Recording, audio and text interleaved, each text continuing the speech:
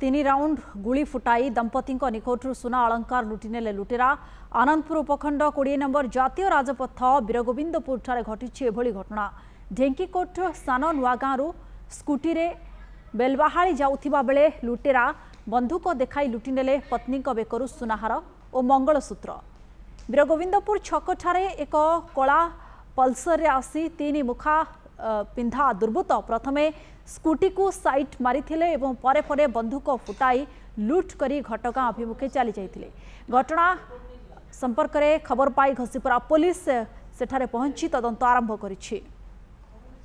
एटा वीरगोविंदपुर छक पाखे गोटे पल्सर वाल बाइक रे आसिक 3 जन हमको फायरिंग करके मिसेस कर सुना हार कानफुल मंगलसूत्र नहीं जाइछन्ते। आ मते गोटे फायरिंग करछन कि मो गोडो रे बाजिनी गोडो टेकी देथिले पिचुरे स्पॉट अछि पिचु ऊपर नहीं मिसे गोली बाजिनी। केते राउंड फायरिंग 2 राउंड फायरिंग करछन। गोटे मो गोडो को करथले मो गोडो टेकी देछि आ गोटे फॉल्स फायरिंग ऊपर को मारथिले।